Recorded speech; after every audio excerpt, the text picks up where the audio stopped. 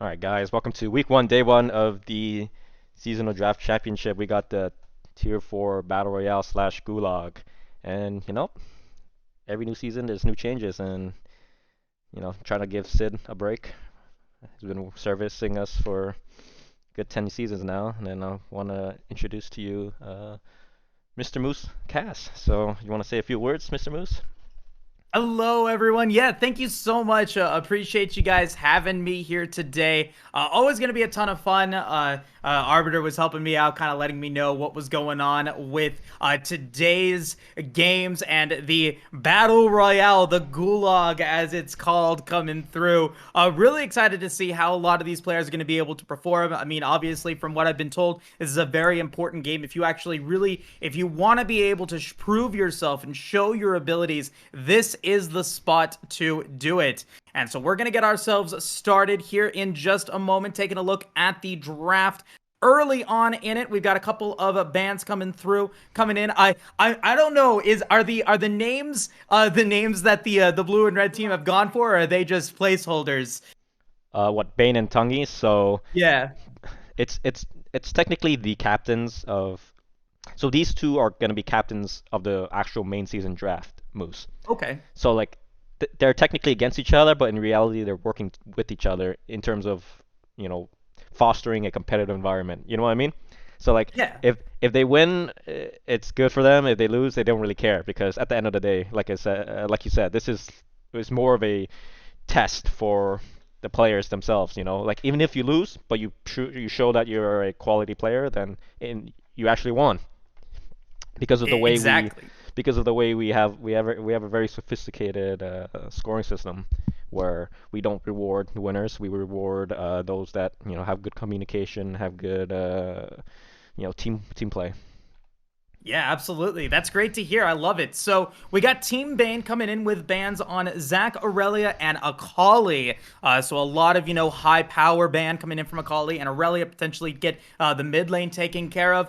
Team Tungi gonna be actually banning out the Gallia, which is the one that you don't see there on your screen, with the Zillion and the Lulu. So much Hmm. more support oriented coming through from the red team, from Tuggy and the red team. I'm very interested to see what that means in terms of the draft as we get a first pick Samira coming through from Team Bane. That's a very scary pick early on. There's a lot of counters that could potentially come through with it. You've got a lot of high risk, high reward that comes through with Samira, and there's a lot of supports that can potentially pair well with it, but there's a lot of compositions that can go up against a Samira and really make it difficult for her to work out. Any CC to deny the Death Lotus, the Death Blossom, as whatever, where I keep on calling it the Death Blossom from Overwatch. That's what it reminds me of. But regardless, that ultimate is really, really important to get taken care of. And for Tangi, red team going to be picking up the Vayne, so a little bit of CC coming through, not a lot of movement to get out of Samira's way, but picking up that Trundle, really strong front line, really good, just beating down anyone, is going to be able to stick on to a lot of opponents early on. A pretty stable top lane, could potentially be in the jungle as well. So overall, I mean, picking up that first pick in the ADC role, we'll just see how it plays out as we do get the Rel paired with it. Hmm. And Rel and Samira is starting to become the new Lucian Leona combo of later seasons. And those two combined, it's just so nasty. It allows Mhm. for Samira to get her ultimate much faster and start, tearing apart the front line and back line once she gets through. Yeah, oh, absolutely. And Rel is a great combination with Samira just in general. Not only do you have the repel attract to get a little bit of healing coming through when Rel is able to land that Q, but also with a ton of CC that's going to be available, the Magnet Storm to potentially make sure that Samira is going to be safe in the laning phase. However, we're going to get the man himself, the Thresh, coming through. I love this pickup coming in from the red team.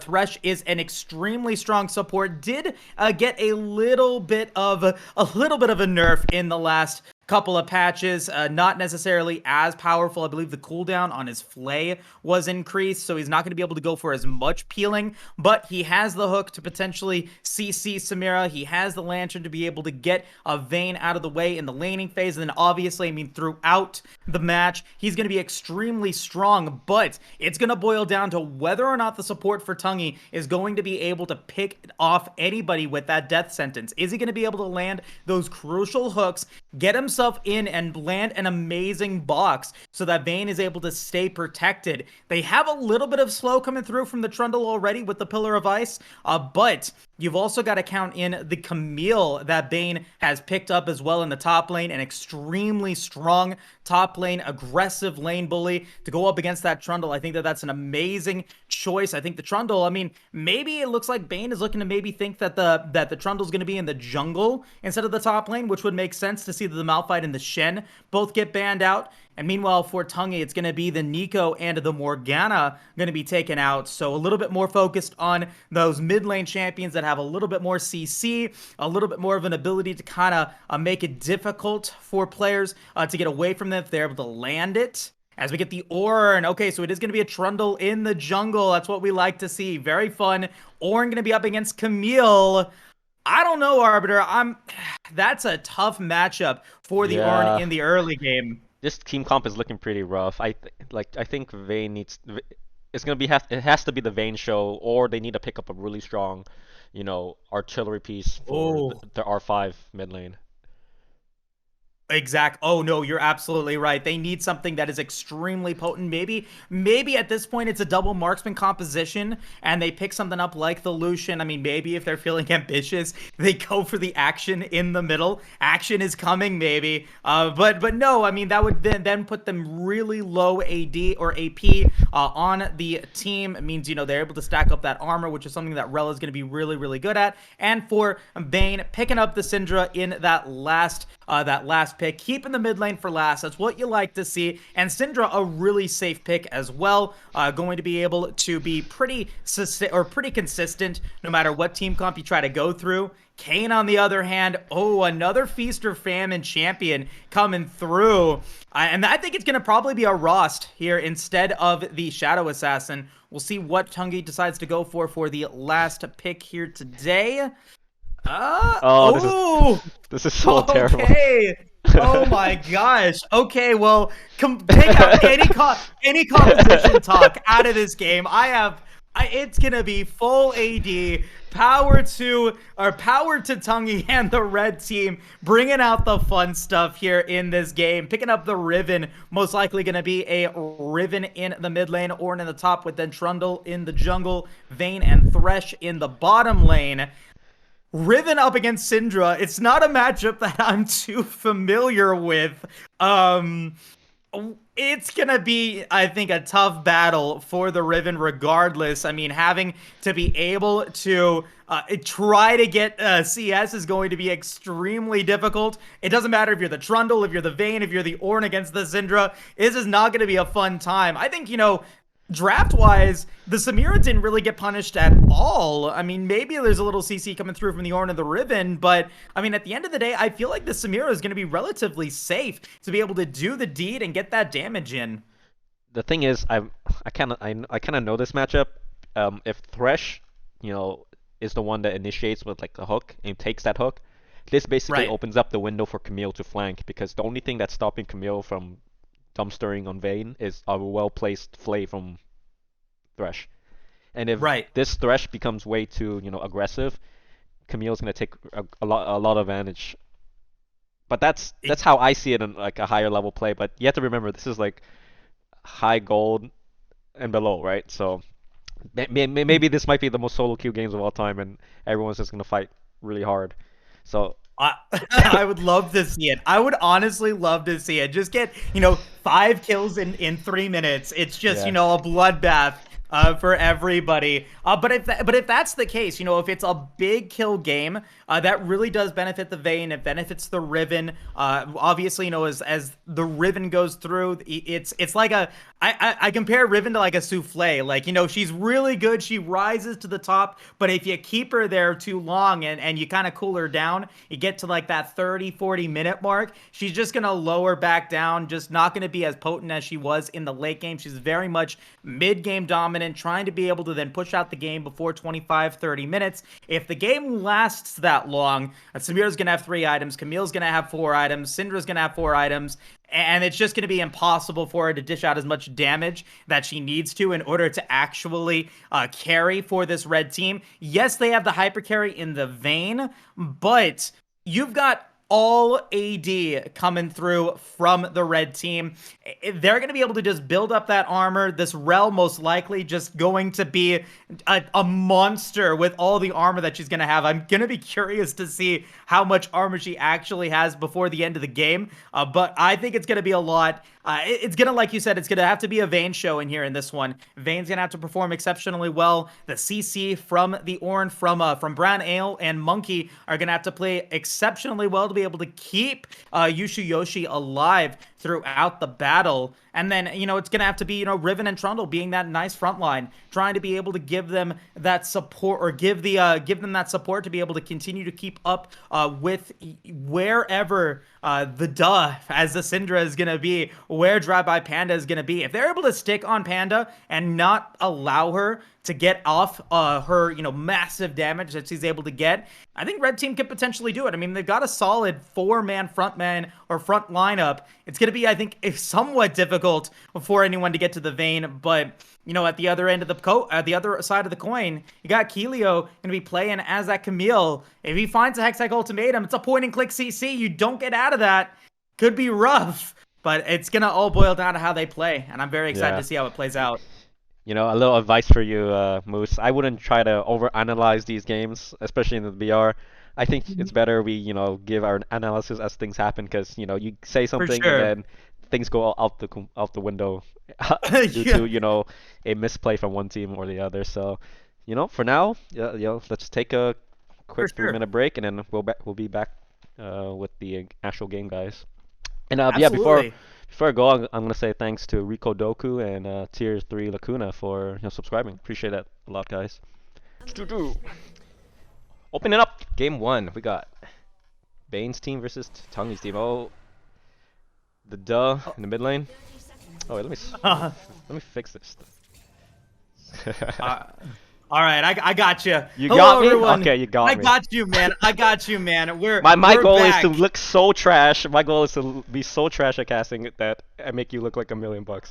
You look like $1 million. I've been told that you're the most attractive person on this whole roster, and we got to get a camera for you, obviously. But speaking of attractive rosters, I am really impressed with what Bane has been able to do in the draft. I love their lineup coming in. It's going to be extremely strong. I think that, they have a lot in the bag to be able to, have a lot of tricks up their sleeve. But the bottom line here is whether or not they're going to be able to deliver. These are like you said, high gold and below players here in this game.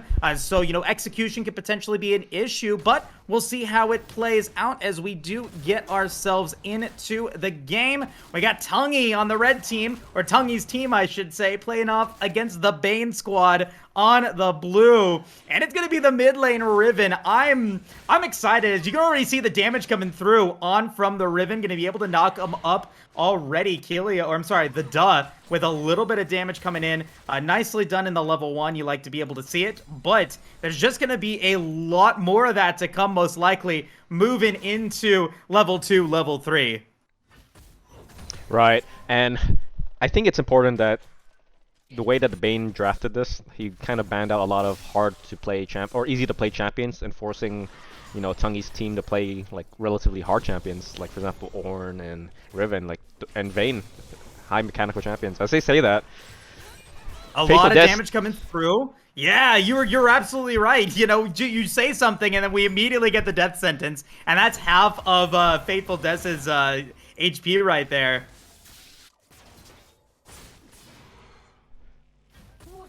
You know, Kilo and Brown Ale are two, staples of the community. Like I know these guys been playing since season 2, season 3, so those are the few names that I know, and it's kind of interesting that they're duking it out top lane. It'll be fun. Auron versus Camille. I mean, realistically, the Camille does have a little bit of advantage to come through, being able to get that extra little bit of adapted shielding as well. Going to be able to get, a little bit of defense with that hook shot as well. So it's all going to boil down to that, again, the execution of the Auron. Obviously, I'm not too worried if, Ale is behind a little bit in CS, but already starting things off, Ale is pushing forward the wave, making sure that things are looking good. But now mid lane, we got a little bit of damage coming through onto Duh. He's going to have to flash away, but the flash coming through from Soleus as well is going to come in to get the stun. But with no mana and no slows coming in from Hockey22, there's no way that they're going to be able to continue the pursuit, and it will just Kilo be a made a big mistake. flash. Uh-oh, mid lane, or bottom lane, a little bit of damage coming through onto the Thresh. The Death Sentence is going to come out into the Flay. What a Flay coming in, as now Trundle tries to finish the job. The Ignite is there. It's going to be a lot of damage onto Des. Will Des go down to this one? He will use the Crash Down to try to get away, but now he's slowed, and he's going to be the Appel Retract. He will end up being able to get away using his Flash, but wow, really chaotic early couple of minutes here in this game. Yeah, you know what? Who needs color casting? All we need is some lozenges and, a nice tall glass of water for you, Mr. Moose here, because they are not... Every lane is taking a fight. They don't give a shit where the jungler is. As long as, they see an angle to land their skill, they're going to take that fight.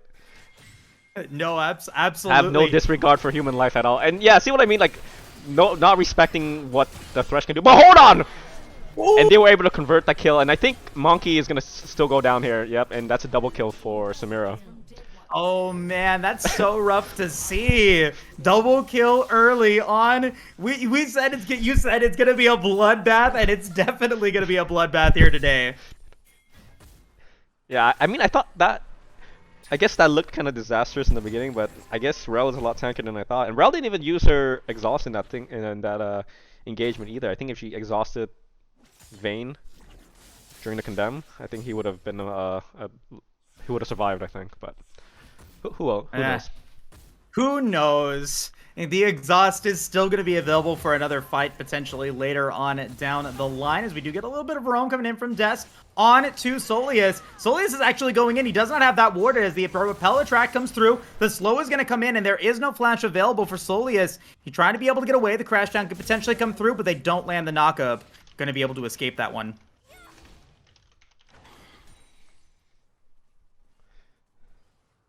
All gold is still even. Is it? Yeah. 8.4 to 8.2. Nothing too crazy there. No back actually coming in from the Duh or from Soleus just yet. Neither player going back. 36 to 33 CS, fairly even game in the mid lane. And so really the only little bit of gold advantage that the blue team has is from the extra gold that they got from that kill on to Drive by Panda. Panda did go back and picks up a Noon Quiver there. A little bit of damage as the wave gets pushed forward in favor of the blue team. Going to be able to hopefully get a lot of CS, and that's something that we got to be looking at here, especially for Drive by Panda. That's a huge wave. He needs to be able to make sure that he gets most of that in. Wants to be able to CS accurately, because that's going to be an important part of being able to perform well as a player in the ADC role. And I'm watching that right now. Like, you guys are watching the top lane, but I'm watching the mid lane or the bottom lane to check this CS. And, there were about 14 minions there for the Samira, and she only got about 8 of them. So, I mean, not the worst, but could be room for improvement. Yeah, I don't know what that roam was for, especially with the Dell running out of mana. Like, he wasn't going to do anything there. So he basically left the Samira out to dry, assuming that her 2-0 lead is enough to keep going. And, yeah, good job by Tungi's team picking up Dragons, taking initiative on neutral objectives. That's the important part, as we do get a 3v2 here. Ice Pillar is going to come through, but it will be the crash down to be able to get away. So no kills, but like you said, the neutral objective going to be secured for Tungi's team. And so, I mean, really, at the end of the day, once we get to the 10-minute mark, when you get the Riven, you know, back to that first item, when she's able to get a little bit of extra. Oh, she missed that cannon minion in the mid lane though. But once she's able to get a little bit of extra like health, a little bit of extra resistances, she should be just fine in the mid lane. So I think the worst has been evaded coming through for Tungi's team. And Bane, you know, whatever kind of early advantages they might have had because of the weird matchup, I feel like they're gonna potentially be losing them very soon, as we do get a scuttle in the mid lane, or the bottom lane. It is gonna end up being Hockey picking up the smite steal. Little bit of excitement coming in the bottom lane, as well as the lane is going to potentially come through. What a nice condemn actually coming in from Yoshi. Going to actually have both the Kayn. Chips Ahoy is very low, but will be able to get out of that one. Heal is going to get used by Yoshi to try to be able to get the extra bit of movement speed, but not quite enough. It will end up being the Kayn being able to survive. But that was almost really good coming in from Yoshi there in the bottom lane. Nicely done. Yeah, that was kind of interesting. You know, they're just trying to, you know, burn each other out with their summoners as much as they can, I guess. It's important. It's important. Those summoner spells are not going to be available, as we do get a gank in the mid lane. Wow! Actually really good there. That was a great scatter of the week. Going to be able to deny any sort of stun coming through from Soleus, and there's no CC really from Hockey unless he uses the Ice Pillar really well. So really, really nicely done. And looking over in the top lane, we'll take a look top lane side. A bit worried for Kilo. Yeah. Yeah, 66 CS to 39 with the Camille having the favorable matchup. I mean, this is a really solid start, as we do get the Unstoppable coming through as the pillar lands and the knockup coming in. 300 health right now for Kilio. He's going to have to play extremely carefully here. You know, Ale could potentially go for this. He can go for the all-in, but if he does, could potentially be worried. Ahoy is in the area. We'll see what they decide to do, as we do start to see some backs coming in the bottom lane as well. Doesn't look like there really is going to be anything happening here in the top lane. Just a little bit more harassment. But we did get that back coming in from the Vayne, as we do actually get the Hextech Ultimatum coming through, and it is going to be the gank in the top lane up against Brown Ale. He's going to try to be able to get out of this one, and he's going to use the knockup to try to be able to get away. He is going to get slowed by the W, trying to be able to make it a 1-for-1. Oh no, Brown Ale will go down, and a solid gank from Chips Ahoy, ya boy. Bit of misplay by Brown Ale there. I think he could have kept auto attacking, being in that ultimatum, you know, because that extra damage would have helped convert the kill. But you know, I think Ale's still sitting golden. He still has priority in the lane, and he's gonna be bullying out Camille. Camille needs to kind of like pick up that kill, especially to keep up. Because Ornn's goal is to hit 15, right, and then apply massive value to his teammates' mythic items, so he's perfectly fine. Oh, what a flash! That was beautiful coming through from Soleus. Going to be able to use his W to get the stun and the knockup. Chips Ahoy, your boy, is going to go down. And Umbral Trespass is going to be available. Is he ready to go into his evolved form? Maybe not quite yet. But looking at, you know, both these teams, only a 300 gold advantage coming through for the blue team, despite the extra kill that they have. But objective control-wise, you know, Hockey 22 performing exceptionally well. He was able to get the first dragon, and now with that kill onto the Kayn, he's also going to be able to pick up the Rift Herald early on, 11 minutes in.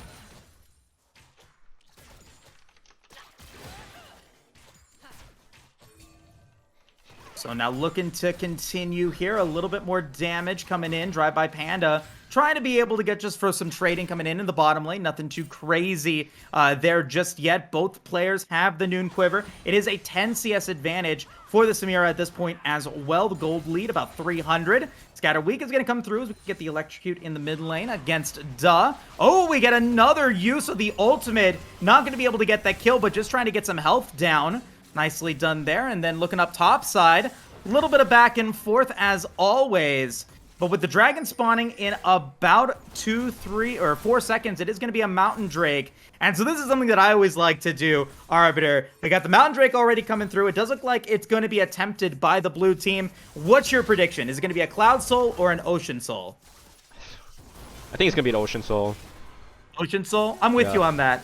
I'm with you. I'm gonna go for Ocean Soul as well. But meanwhile, top lane, Ooh, we good flash do get by the call Kilo. of the Forge God, trying to be able to get away. A lot of damage already as the Camille tries to be able to get out of this one. It is gonna be an Ocean Soul, but there is no life here for the Camille. Was able to survive a little while longer, but Brown Ale will get a little bit of revenge, securing kill number 1 in the top lane for him. And on top of that, the Rift Herald is also available. Taking a look bottom side, Thresh going to be in a little bit of a sticky situation, but should be out of this one. They know that the Trundle is topside, so they could potentially go in for a gank here. Yeah. Go for the all-in. They're gonna grab the 2 plates and drop the Herald and get as much value as they can before the plates go down. Yeah, they're gonna grab the turret. Ooh, and they might actually get that turret here. That Rift Herald is pretty healthy. They get the headbutt. Nicely done. Great performance coming through. I really want to shout out Hockey22. You know, as the jungler in the early game, doing everything that he needs to correctly. He's 1-0-1. I'd like to see him go back a little bit earlier. He has 2,100 gold in the pocket right now. So, I mean, just kind of holding on, just kind of going in and just running around, going in for that marathon run. But he goes back. He picks up a Phage and a Sheen on top of his Tiamat. Like, that's just a lot. Oh, no! Oh, my goodness. That was right under tower. Really nicely done coming in from Duh. Unleashed Power is going to come in and just execute Soleus on the Riven. But now looking over at the bottom lane. No stop in the action. As we get a nice use of the crash down. The Magnitude is going to come in. Going to get a stun onto the Thresh. But the Vayne is going to be just fine. The exhaust is going to come through. Trying to be able to get away. The Flash does not land. Duh is going to be able to get that kill. His Faithful Death dies as well. Umbral Trespass is going to be able to get the hook onto the Samira. But it will end up being the Kayn going down or getting that kill. Thresh is going to be dead. But now Samira, trying to be able to get a kill herself, is still alive. Oh no, disaster for the red team. As we do end up getting Soleus being able to pick up 1 kill onto Duh. Drive-by Panda with 4 assists. And another Death Blossom to try to be able to get away. But this time with the Camille with the teleport, not going to continue to keep the pursuit up. But at the end of the day, that is a hefty amount of gold and a ton of kills going towards the blue team. Yeah, and I think that's what they needed to do to, you know, basically equalize the gold due to giving up, you know, a full plated turret on the top lane. And yeah, Syndra with 3 kills, like that's, you know, that's the only AP damage character in this game right now, and then you don't want her being fed because that means you have to specialize in 2 different types of armor or resistances. No, exactly. Yeah, I say the Vayne is gonna be just fine. Obviously not. Obviously not. No, I say just fine. She gets exhausted and she's just obliterated. It's the commentator's curse, but not really. She was dead no matter what. I thought she was able to get out of that one because she was able to get away from the Appel Retract. But now she's actually just gonna go in all alone and will end up just going down. Saying goodbye, cruel world there. Yeah, for the second time in a row, she's just fine. Yep, just fine, just fine. I wanted to go pick up pink wards anyway. I didn't. Nah, absolutely not. Shout out to the 9 vision score though, coming in from Yoshi, dropping down those stealth wards. Oh my god! As we get another kill in the mid lane, can't stop, won't stop. The Dove 4-1 and 2. Already has the Luden's Tempest, 111 stacks. Soleus is looking like a Discord girl's DMs, you know, just balls. Tough. Tough, you know. Yeah, tough. No, thank you. No, thank you here. Not large enough. Not ready to go. It's not happening. Oh boy, what a show. What a show we got here. 10-5 right now, but only a 300 gold lead. You know, the tower going down in the top lane, and we actually get Brown Ale picking up the blue buff as well. Not going to be disturbed despite the Vision Ward being there. Oh, maybe something coming in from Kelio. Nope, going to be just fine.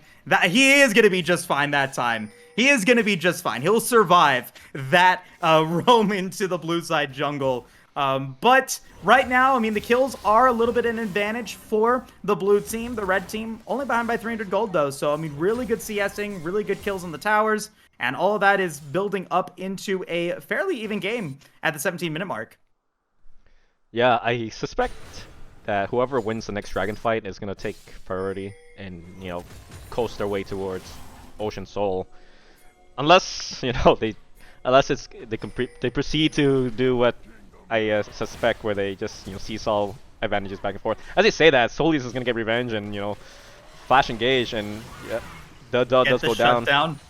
Yep. Oh man, that's gonna be disastrous. Blue team probably gonna have to forfeit this dragon here. But in the bottom lane, it is gonna end up being Panda being able to pick up that tower. Ocean Drake is gonna probably be taken. And so we already know it feels like it is going to be the red team being able to pick up that dragon immediately. Chips Ahoy saying, hey, there's no way we're going to be able to take that. I might as well go for the Rift Herald because I know that I'm going to be able to get it. Ornn is going to go down to the top lane as well, so that will be a guaranteed Rift Herald there. But so, yeah, I mean, with the Syndra going down, that is a decent amount of gold, a nice chunk of change coming through as we do end up getting a pause in the game. Hopefully As is nothing too tradition. crazy. As is tradition, he says. As is tradition with pauses. But yeah, I think this Ocean Soul is like a blessing for the red side, because Syndra's went burst, right? Burst, electrocute. And if you can survive her, rotation, that Ocean Soul is gonna help, recover most of her damage. So she's gonna be kind of negated because she's going for, the Arcane Staff first, and then I don't think she'll be picking up Morel Omnicom anytime soon anyway. So I think this team will have a hard time reducing healing. Is what I see. Right. No, and that's something that I feel like, if these players watch the replay, I mean that's something that maybe they should have thought about in the contest once you knew that it was going to be an Ocean Soul, especially with the tanky front line that the red team has. Maybe go in for that pit stop. Trundle has healing. You've got Ornn that is just extremely tanky. He's going to be able to, pick up a lot in terms of being able to get resistances and regeneration. He loves the Ocean Soul. And so, with that being said, you would think maybe a pit stop on an Oblivion Orb or an Executioner's Calling would be, I think the right call there. But not going to have that just yet. Most likely going to end up being the dub. Oh, that was a slick. Condemn. Oh, but poorly timed box, unfortunately. Yeah, I mean, Monkey's just having a rough game right now. He's landed, I think, maybe one death sentence that's been beneficial. As we go into the mid lane, Rift Herald is going to get spawned. It actually isn't even needed for the tower in the top or tier 1 tower. Will he get the headbutt? He will get the headbutt. So I mean, some value out of the Rift Herald, but not quite enough to really warrant dropping the Rift Herald in the mid lane. I would have loved to have seen them be able to pick up the tier 2, but at the end of the day, now that advantage is going to be gone. 2 dragons to 1, only a 400 gold lead for the red team. And this is where you've got to start seeing what can Soleus do as the Riven to be able to push this team and to push this game into a potential landslide for the red team. They've got to be able to use that effectively. She's got the Gore Drinker, she's got her Mercury Treads, she's got a teleport ready, so she could potentially just go into a top lane or a bottom lane and just start to split push like a madman with Baron spawning, maybe go into the bottom lane to try to maybe get that tier 1 tower taken care of and have your Vayne and Thresh go into the mid lane. And I mean, like you said, I mean, these are not the high tier players that you would expect to see, but maybe that's something that you'd want to be thinking about moving forward here for these players, and to potentially improve that micro play, as it were, the macro play. Pardon me. Yeah, I want to bring attention to how Yoshi went, Kraken Slayer instead of Immortal Shield Bow, right? So this means that come late game, she's gonna basically, two rotations of the silver rings, and she's gonna pretty much melt anyone in the front line. And the fact that there's an Ornn in the game and Trundle, both, doing relatively well. Like they're starving, so like they have ample front line for this Vayne to dish out a ton of damage, in comparison to Samir, where she went kind of, survivability. So I think the time to kill from Vayne is something to be paying attention to, because if this fight goes, turns into a skirmish in like neutral objectives, and her ult is, online, I don't know. I'm just assuming like this Vayne knows what she's doing. Like you don't just pick Vayne, right? If you don't know the player. So I pick Vayne all the time. Naturally, it's my ADC of choice when I play ADC once a year. So yeah, if she likes the Vayne, like, I'm sure she has like hands to play the Vayne. So I think she has the proper, support cast and the situations set up for her to really carry this game, especially with Ocean Soul, like the map. She can kind of like duck and dive through these additional bushes. As you say that, Kilo takes a way aggressive fight here. What the hell? Yeah, Hextech Ultimatum gonna come through. A little bit of damage coming in. Trundle's gonna get hit with the Umbral Trespass as the Thresh ends up going down. Monkey will die. What a beautiful use of the Samira ultimate. The Ornn is gonna come in to be able to get the knockup as the Samira does end up going down, but it's not enough damage as we do end up seeing Soleus and Brown Ale pretty much full health at this point. Kilio really initiating a very aggressive fight there, and it becomes a 3-for-3. No one really wins out in it. Yes, the Vayne dies, but the big winner out of that one might be the red team because they were able to get the shutdown onto Panda. Yeah, and I think the fact that the Ornn survived all that, that's a lot of experience, aka faster mythic item upgrades for everyone, So the fact that he's not dead, he's like, I'm just chilling, I'm just trying to farm till my 15. You guys can do what you want to do. He is level 13 now, so he is potentially going to be able to start getting those upgrades in momentarily. Almost level 14, so looking to be able to get those mythic item upgrades momentarily. He does have teleport ready to go, so we can potentially still We're gonna have a rematch. We're gonna have an immediate rematch right now.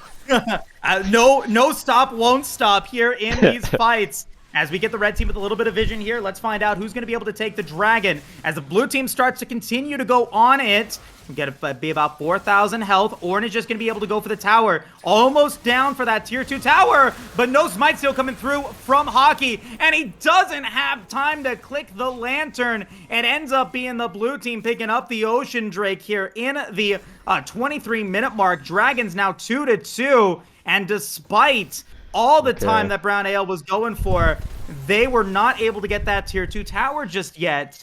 Maybe able to make it now, but with Hockey down for another 18 seconds, the blue team is going for the Baron, and they might actually be able to pick this up. They've got a Samira, they've got a Syndra, a little bit of damage onto the Rel. She will be able to use the Crash Down to get away. The death sentence does not land on the Monkey. Oh man, this could be scary. As we do end up getting Kilio going down, or taking the kill onto Brown Ale. Now it's a 3v5 situation, potentially, as the Riven tries to come through. Does end up getting hit by the Scatter of the Week. So much damage from this Samira. A double kill already. Immediate kills. As we get Kilio on a killing spree, taking down Yoshi as well. The Baron will survive, or the Baron will die. The blue team will survive. All 5 members get the Baron. And just like that, this game has been blown wide open in favor of the blue team. Yeah, I mean, I don't know why they decided to sacrifice Trundle. I know that they were trying to like tell Trundle to try to steal it and get away with the lantern, but come on, you don't expect to just walk in there and steal it right? Like, and then the fact that Brown Ale decided to die there anyway instead of TPing to help that fight, I feel like that was just such a, I don't know, priorities were definitely skewed there. Because now you gave up. Yeah, you gave up. No, you're good. I'm like itching to talk about just all the shenanigans, the bamboozles that have happened here in this one. And you bring up, I think, that's the big point is, Brown Ale had that teleport ready to go. And yes, he does end up getting the tier 2 tower, but he loses his life as well, and the blue team gets Baron. Yeah, this is rough. This Baron is going to cascade into an additional 2,000, gold bonus for the blue side. Because they're going to grab the outer turrets, and then they're probably going to be cracking at these inhibitor turrets. There's no wave clear on the blue side. Uh-oh, a little bit of damage. Hextech Ultimatum going to come through in the bottom lane. It does end up being Kilio going down. Whatever he says. It's just one death. It's no, I mean like they have like a perfect setup for like a split push, and then Kilo just dies like that. I'm like, okay, whatever. Just throw. I will say like you're gonna cascade a good lead. You're gonna pressure all the 3 lanes. Oh and then no! Kilo just dies. Like whatever. He wasn't listening to you. And then the is gonna get ran down here, but he's all right. Oh, didn't get hit by the Call of the Forge God, so yeah, just gonna be just fine. Is Kilio alive? All right. Okay. All right. I see it. I see the chat. Am I saying this game? Am I I seeing mean, these names wrong? I mean, if you say it wrong, it just becomes the meme where we'll just call him that from now on. I just see Kelio. It just looks like Kelio to me. I've learned in my life that I'm never gonna announce some of these names correctly. It's canon now. Yeah, we we retconned Kilo's name. It's now Kilio, everyone. Perfect. Ready? I'm not laughing at that. I'm just laughing at something else. I think there's other people's names that are you can butcher too. We don't care. I forgot there's another guy's name. Oh, don't worry, don't worry. If I cast again, there'll be plenty of opportunities for me to butcher names. Yeah, especially in a league where 132 players, like it's gonna be hard for you to memorize everyone. It just takes time to get used to people. Yep. Yep. That's all I gotta say about it. Yep. But speaking about butchering, this Baron, I mean, with Kelio dying, like, that really puts in a hamper on what the blue team was going to be able to do. They don't pick up an inner turret with that Baron, and that's a big, like, error, I feel like. They needed to be able to pick up at least an inhibitor turret, or at least all of the inner turrets. So solid defense coming through from the red team. They really didn't get punished for that Baron call. No, but we're gonna have a fight for this Ocean Soul. I mean Ocean Point. Pretty sure. I called the fight, but they didn't fight, so I was like kind of disappointed. But I'm pretty sure we're gonna have a fight here. Fingers crossed. I wouldn't doubt it. I mean, at this point, it's a little bit of a lead right now, as we do end up getting Brown Ale in a bad spot. Gonna try to be able to get away from this one. Does he have flash? He does not have flash. He can't get away from the lantern. Brown Ale is going to hand over his life to the blue team, and as their reward, gonna pick up the third Ocean Drake of the game for them. Gonna be at Soul Point. Yeah, that's kind of a big mistake there, especially with Ocean Soul, like the map. You have to know that everything is dark, right? So you gotta go warding with your jungler slash support. You can't be just going around, especially if you're a tank fighting a Camille. Camille's designed to destroy tanks with her true damage, so you're not as tanky as you would like to think you are. Not at all. And we get with Divine Sunder ready to go. Death Dance actually second item. So deciding to go for, that damage mitigation. No lethality or anything like that. Just trying to be able to get a little bit of extra armor along with that. And that ability haste to be able to continue to keep it up. But it does look like we are going to get the Sterak's for the third item. Got the pickaxe and the Phage ready to go. Other item-wise, I mean, we got 2 Thornmails coming in from the red team to potentially deny the 7-1 drive-by Panda Samira. That's going to be, I think, a good pickup there. 4-1 Kayn having the Gore Drinker and the Black Cleaver. Also a pretty solid point. But 3 items already for several members of the blue team. You've got, 3 items on the Samira, 3 items on the Syndra, picking up that Void Staff. So any sort of magic resistance with those Mercury Treads that Soleus or Hockey are going to try to go for is not going to really do much of anything for them. And now, I mean, looking at it, a 10-kill lead, a 2,000 gold advantage. I mean, the gold advantage is not there, but, it is Soul Point now for the blue team. Baron is spawning in 26 seconds. It is going to end up being a knock-up coming through onto Brown Ale, but he will get Lantern away this time and actually brings the Kayn with him. The hook is going to come through, and the knock-up is going to come in, and it ends up going to be Faithful Death going down. Will end up being the Vayne dying as well, as the Samira continues to get resets on resets, getting the double kill, the triple kill, and it's all the damage coming through for Drive-By Panda. The Inferno Trigger gonna get denied that time, but the ace gonna be for Kelio on the blue team. A triple kill for Panda, and that might just be game. Yeah, Vayne had a moment to really carry that fight there, but unfortunately Samira was like, yeah, that's not happening, big guy, and kind of shut her down there. Oof. Because she was a few auto attacks away from really killing the front line and cleaning up that fight over there. But yeah, that's kind of... I mean, I guess at the end of the day, like, class overrides, or draft overrides, skill, I guess. And then Vayne kind of outdraft the Tungi here. Because, if you look at Syndra, she already has a Void Staff, so, like, she's hurting. There's basically 4 threats on that team, and they don't have enough damage to really kill any of the individual threats and ample time to, shift targets over. So at the end of the day, they're just very close to killing about everyone, but close is not good enough in League, obviously. Yep, no, close is no cigar in League of Legends. I'm a little sus on the blue team's decision to go for the Baron there. I feel like they had the minions spawning. I mean, 18 seconds remaining until Yoshi responds.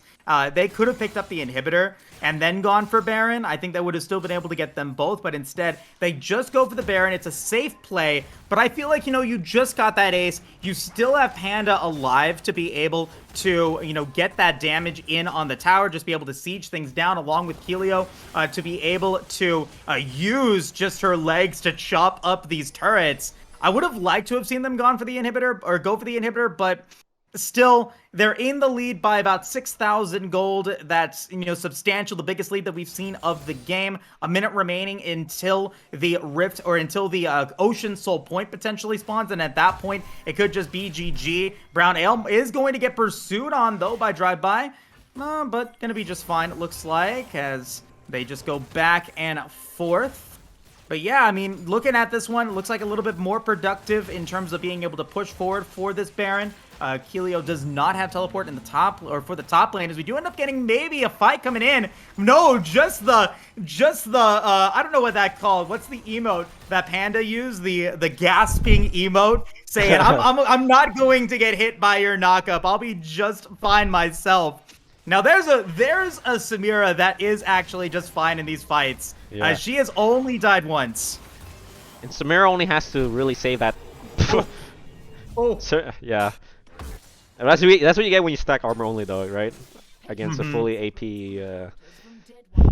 a fed, basically AP champion. So, I mean, the Duh's having a fun time. He's like, wow, no one is item specking. Yeah, no one's item specking against me. Like, as long as I land a Scatter of the Week, I basically kill anyone I see.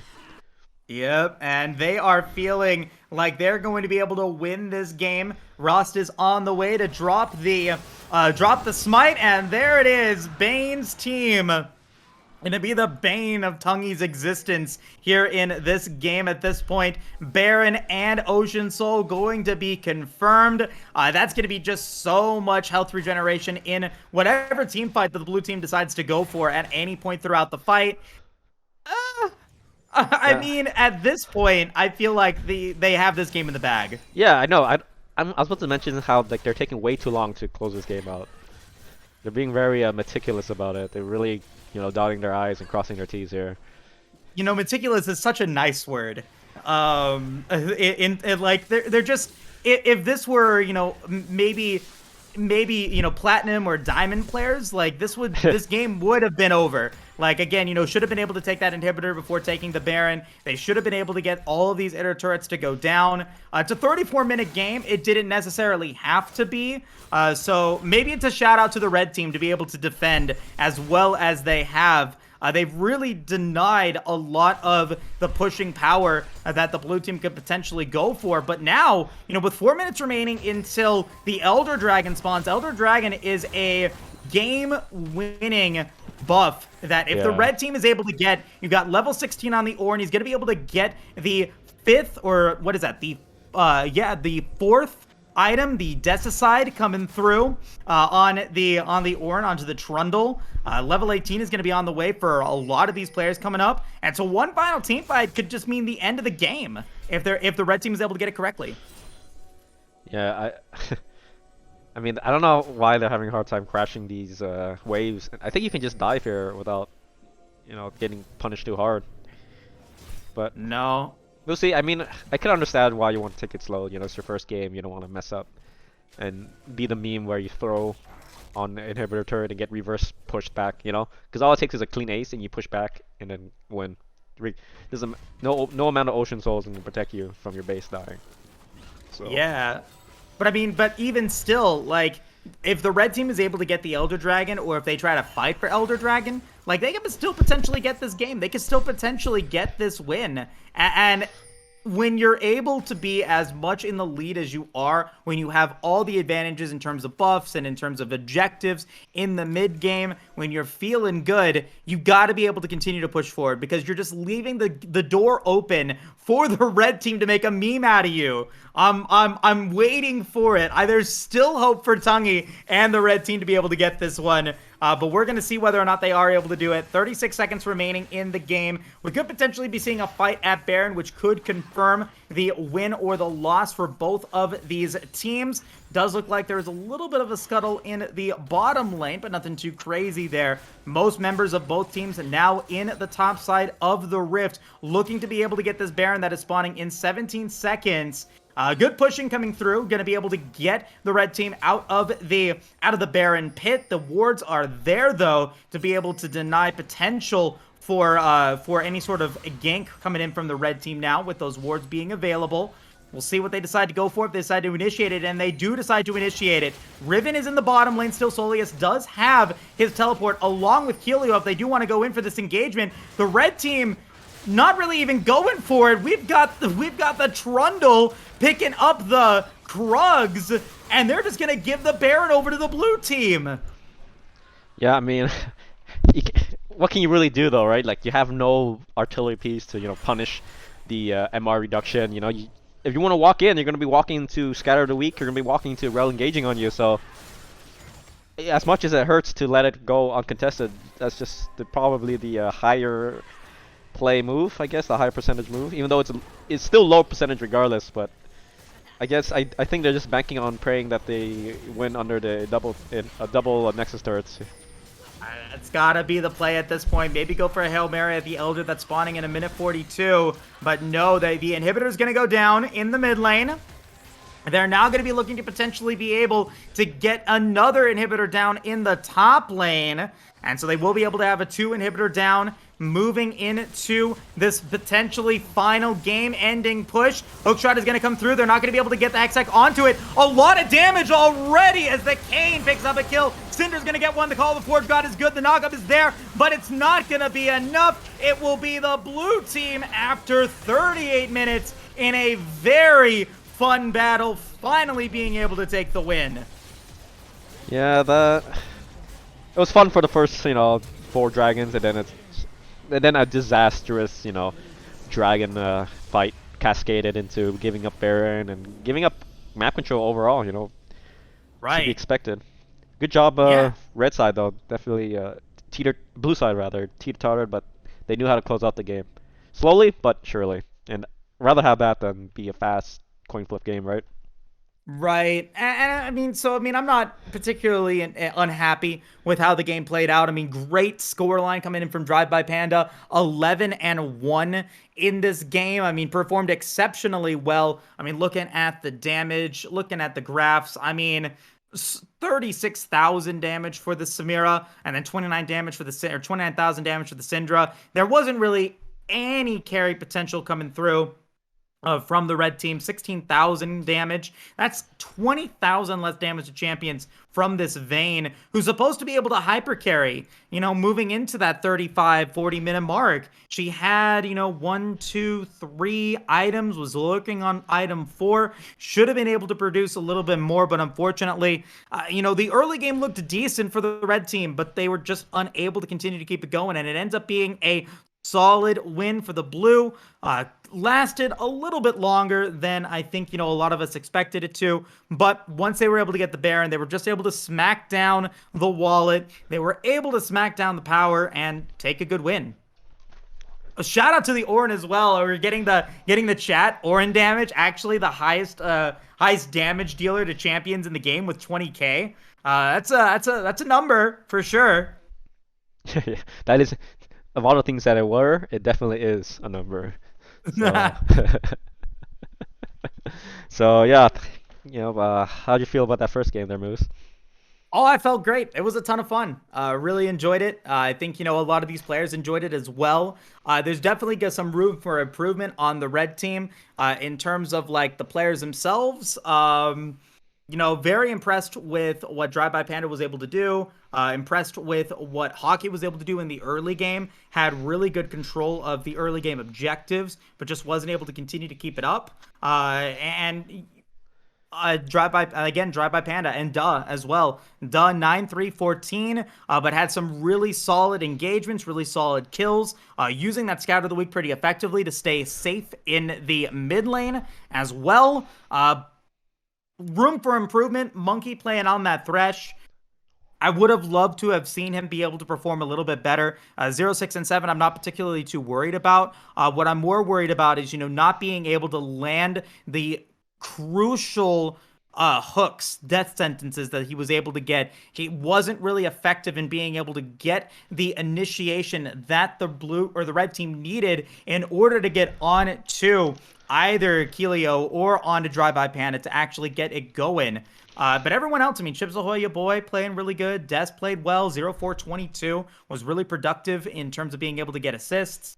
And at the end of the day, really happy with, I think, with the game. It was really fun to cast. Yep. And I appreciate your casting, Moose. We're going to take a quick break, and then we're going to move on to game 2. So stay tuned, everyone. Alright, and we're back to game 2 of the draft. Sorry for the long delay, guys. That's how it is going to be for the BR.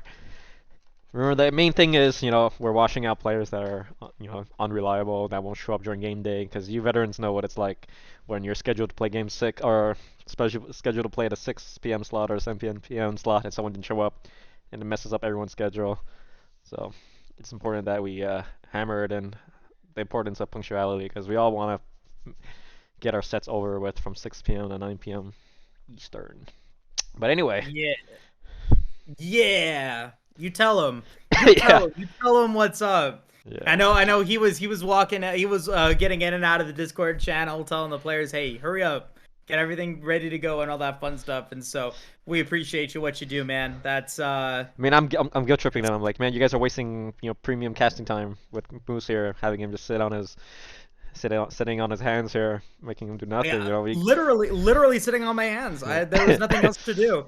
Like I was just like, let me see how long I can sit on my hands, and it was a while. But like you were saying, these players are trying to be able to get themselves a spot here in the draft. They want to be able to show that they are that reliable source of ability and a reliable source in terms of punctuality as well. And so coming into this, like I was told, I was like, normally Arbiter's on it. He says, you're gonna lose points if you don't get on immediately. And so I expect him to be able to continue to do that once the actual season once the season's matches begin. But taking a look at the drafts so far, blue team going to be drafted by Tungy. It looks like going to be playing with banning out the Zilean, the Varus, and the Leona. And then we got XZ Wolf going to be playing on the red team. Drafting for the red team. Going to be having the Lulu, the Nunu, and the Tahm Kench banned out. Yeah, it's hard to determine like the meta. So for SEC meta in terms of bans, is generally either they ban what's really OP in the solo queue, or they ban out each other's one tricks. Right. Makes sense. Yeah, because everyone knows each other so long, they kind of know each other's like pocket picks and tricks. So it might be focus, or it might be just a broad lowering the power scale of these champions. So I suspect, for example, Tahm Kench and Lulu are really like nice staple bans. Like it's really hard to not play them correctly, and they're very oppressive. While I feel like Varus and Leona are more like a target ban, at like a very specific combo. And the Zilean as well. Yep. Zilean getting no screen time here today. Absolutely not. Getting banned out immediately. First ban coming in for Tungy's team. And we're going to get support picks coming in. Janna going to be picked up for the blue team. And then Taric is going to end up being the response. Looking to be able to potentially be able to find another solid ADC to go with it. We'll see what they do decide to go with in terms of picking up the draft. But this time, with both support picks getting played in the first pick, a little bit more traditional, I feel like. Yeah, Janna and Taric are two very interesting picks. Oh, I like the Nocturne pickup.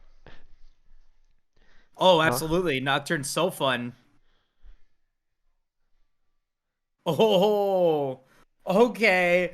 Alrighty. I'm on Tungi's team gonna be responding with the Kha'Zix and the Kog'Maw. I don't know about you, but I hate Kog'Maw Janna going up against that. That is a nasty combination. It's so much ability to just be able to stay safe. A lot of displacement coming in from the Janna. Kog'Maw is really good at long range. That's a really very interesting and really not dynamic but really fun combination in the bottom lane with the Galio picked Yeah. up by the red team as well. Ooh, I And love it. XZ Wolf is not hiding what they want to do. They really want to all in dive you. They have the Oh yeah. backup. They have the backup with damage immunity with with Taric, excuse me, and then they have the magic immunity coming from Galio. So this Nocturne is gonna feel safe diving in, and he's gonna have ample support with Galio and whoever else comes during the second phase of the picking, The pick and bans. the pick and bans. Yeah, there we go. That's The that's a sentence. That's the sentence for us here today. And so with that being said, the Galio most likely going to be in the mid lane. Then you've got to support Taric. So you got your ADC in the top lane. That needs to be banned out. Galio could potentially be a flex top lane, but, most likely going to be in that mid lane to be able to get the best use of that hero's entrance, along with the paranoia from the Nocturnes. Once level 6 happens, it's going to be crazy. And the Aphelios, I think a perfect pick to be taken care of here. Wants to be able to deny the scaling and the safety that this Aphelios is going to have in the mid to late game. So just getting that taken care of. Maybe seeing another ADC ban here, maybe a top lane ban, as the red team going to be picking up the set as well, because both teams need their top laner and their ADC, and it's going to end up being the red team that gets the final say. So I'm curious to see what they decide to ban out. Oh no! The Draven! The Draven, I remember the chat was talking about how fun Draven is. They're wanting to see Draven come through, and it gets banned. The final pick is going to actually be the Ryze from XZ's team. So Ryze, Set, and then Draven and Aphelios. Yeah, I like that ban. I like that set ban, especially if you're having champions that dive in. Set can just, really just negate it immediately. And yeah, going to be picking up the Lucian. I think that's a safe pick. Take it, or I mean, the Kog'Maw was already taken care of, so you can leave your top lane for last. You already know that it's going to be a Janna, Kog'Maw, Lucian, a little bit more mid-range, but should be able to get away from the potential artillery that Kog'Maw has if they're able to get into a decent engagement. And then the Taric, obviously, with the stuns, with the healing, should be able to be a nice front line for him, so that he's able to knock out a lot of damage, not only with his piercing bolts, but also with his culling, his ultimate as well. Malphite. Ooh, ton of engage coming through. A little bit more knockup. Does that mean we might be seeing a Yasuo in the mid lane? I mean, it could potentially work. You got the Malphite with the Yasuo combination. Could be crazy. Could be scary to see. Nope, it's going to be Ahri. Covered. Ahri would be a great pick too. And it is going to be the Ahri. I like that pick as well. Yeah, I think Yasuo, like if you're okay, Yasuo can beat Galio obviously, but if Galio, if all it takes is for Yasuo to overstep his bounds one time while Nocturne is within range, Galio can just hold him down for a bit for Nocturne to come pick on him, right? And then you know how Yasuo players are; they can get tilted and start throwing the game away immediately. So I think Ahri's a more safer pick, and it's better to not get caught than put yourself in position to get caught over and over again. Nicely. I like this pick. Actually, Riven too. Another Riven, huh?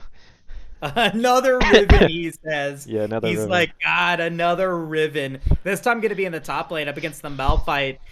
We'll see how that plays out. I mean, that's going to be, I think, once Malphite gets 6, and he's able to, pop that R, able to execute, he could potentially get a lot of damage very quickly, and the Riven might not be able to escape. But if the Riven has the hands, if he has the ability to execute, he could be just fine in that top lane and really dominate for the red team. And they're going to have help. Like, you got the semi-global ultimates coming in from the Galio and the Nocturne. You've got invulnerability coming in from the Taric. I mean, theoretically, composition-wise, I love what XZ has been able to build.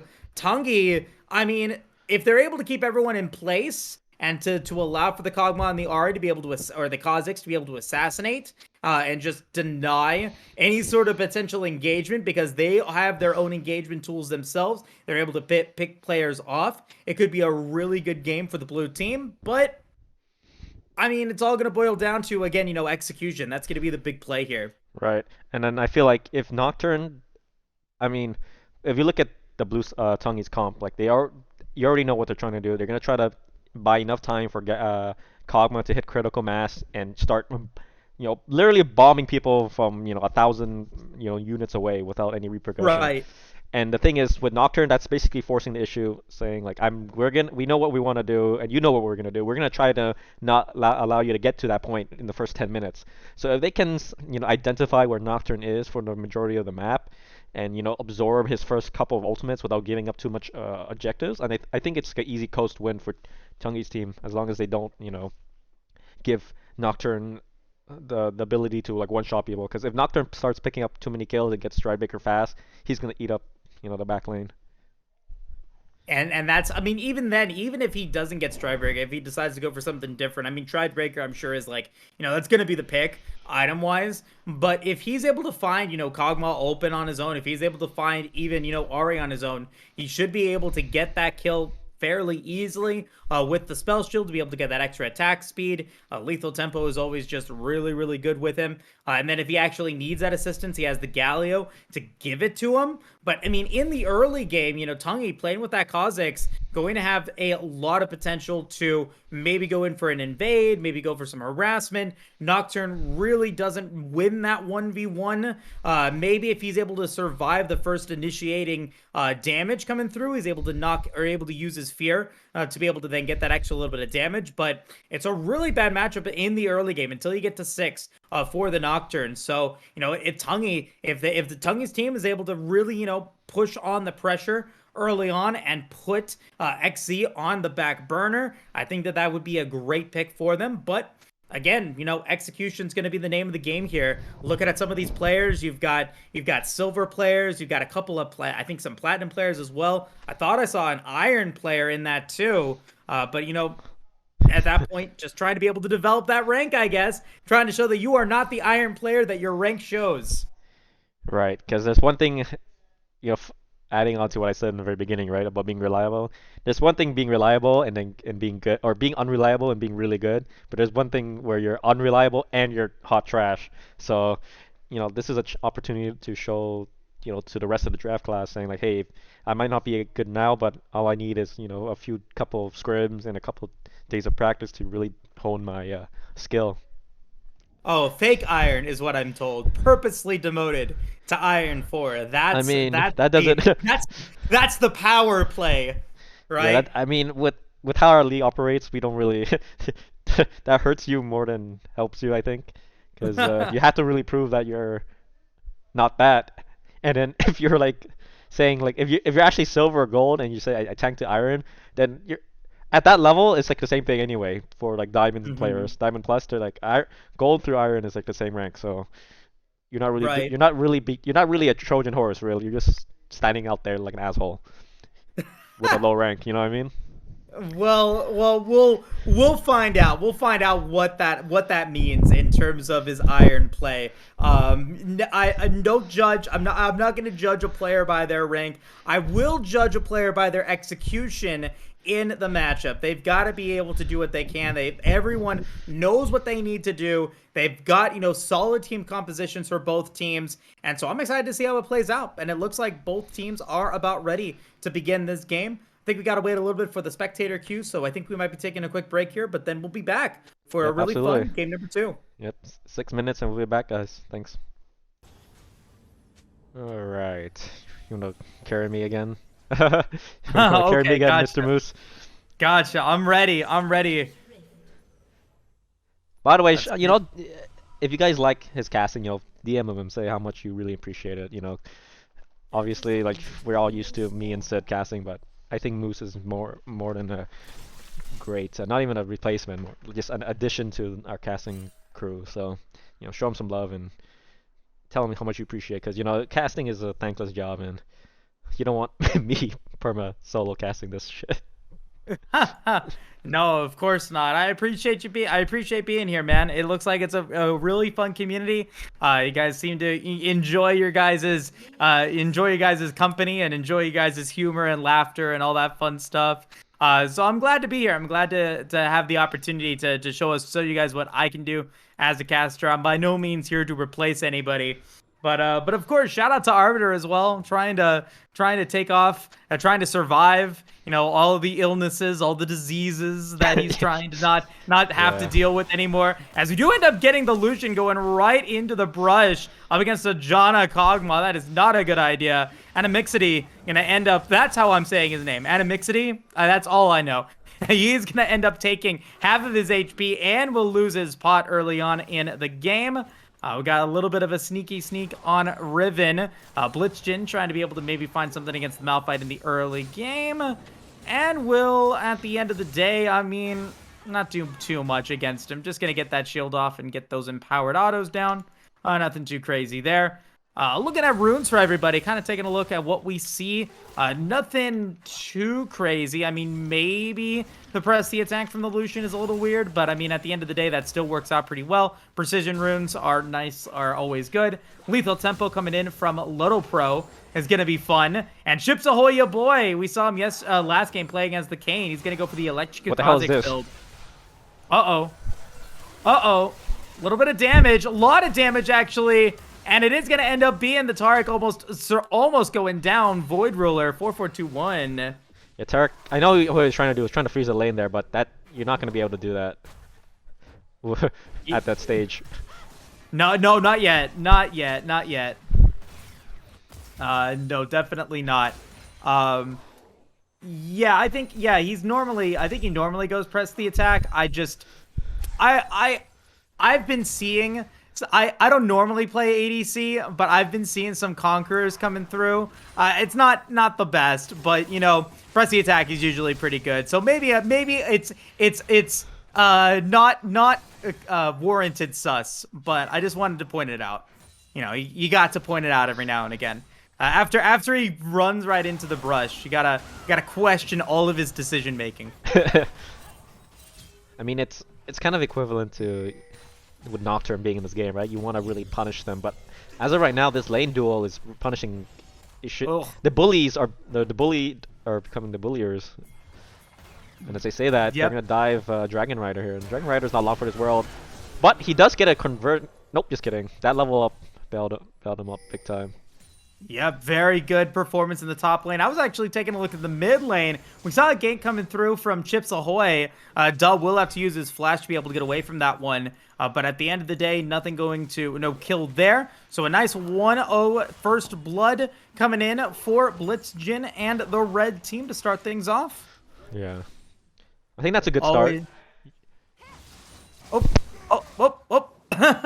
It is a pretty good start, especially for a Riven. He wants to be able to get early advantages, and we'll pick up the Iron Spike Whip for that first item. I know Animixity had to go back early on, so he's way behind CS, about 20 CS behind, or not 20 CS, 10 CS behind the Kog'Maw, and picked up an extra Doran's Blade as well. So he's going to be way behind in being able to pick up that first item. So all in all, that early bullying, that early pressure coming in from Ludopro and Peachy have been working out really well for him.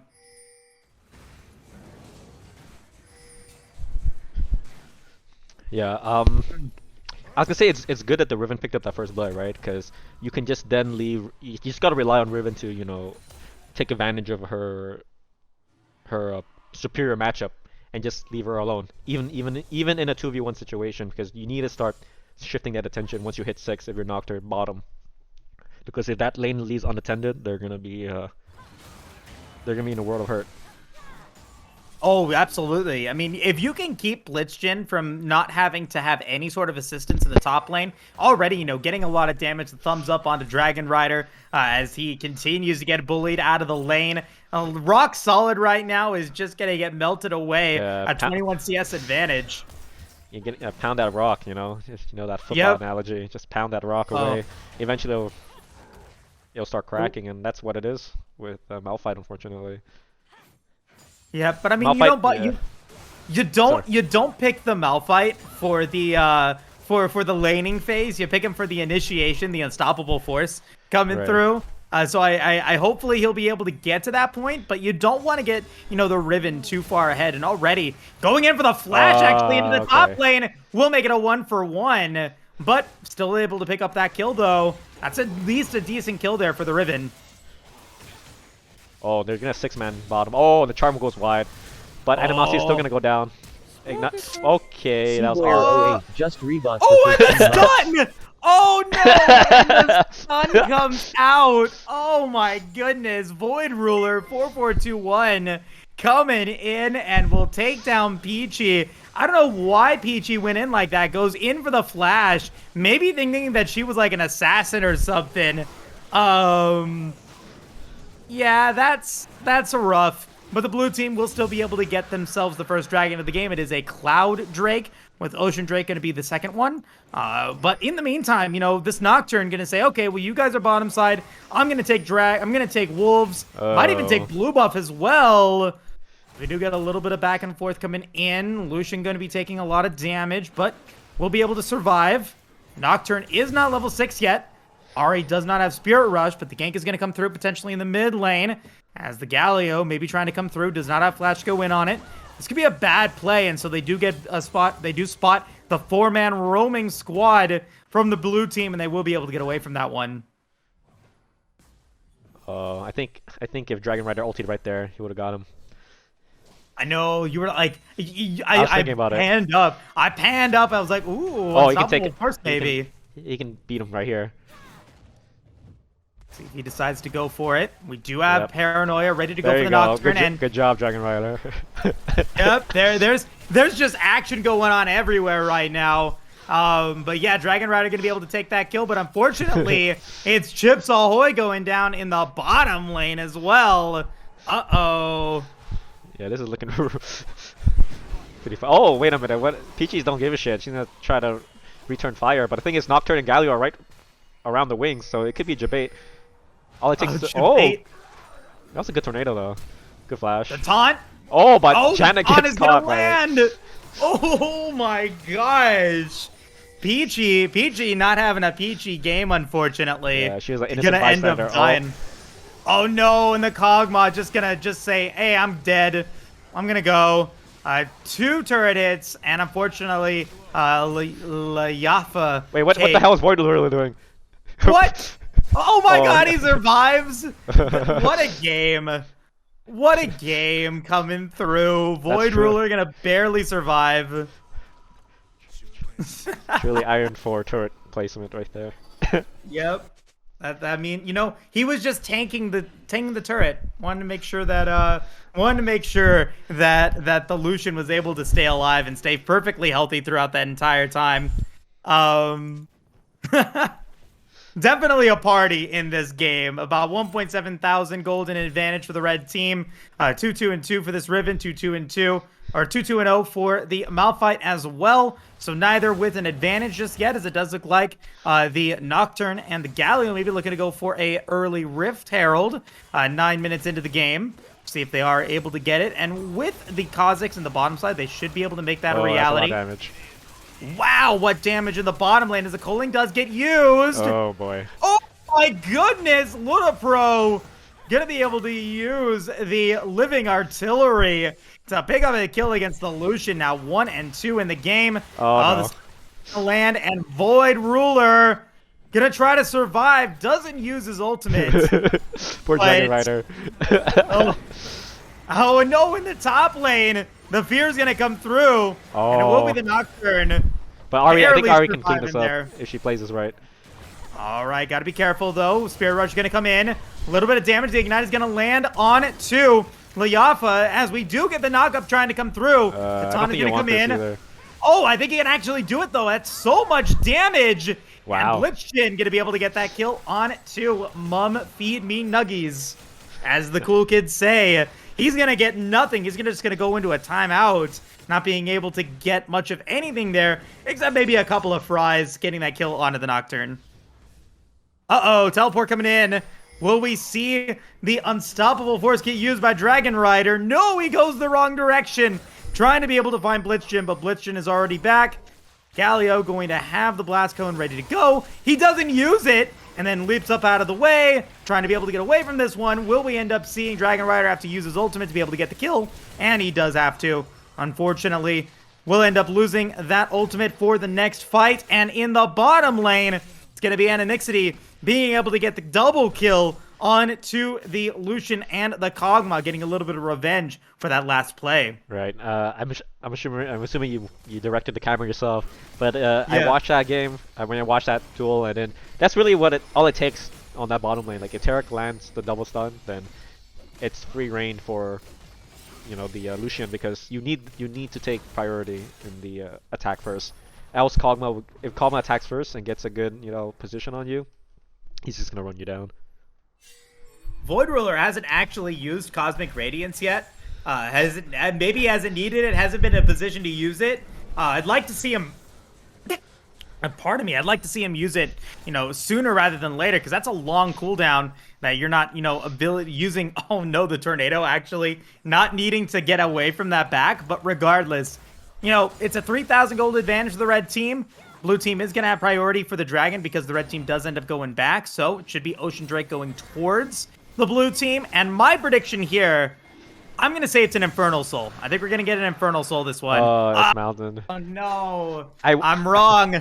Inferno would have been funny, though. That's the amount of damage. And Janna's super dead here. Oh, good flash. Nope. Spell Shield to be able to get away. The Paranoia is going to come out. We're going to get the thumbs up coming through from Peachy Bobici coming in. I like the names. These names are what they call fire. For sure. They're very fun. Yeah, there's some choice names that we have in the league.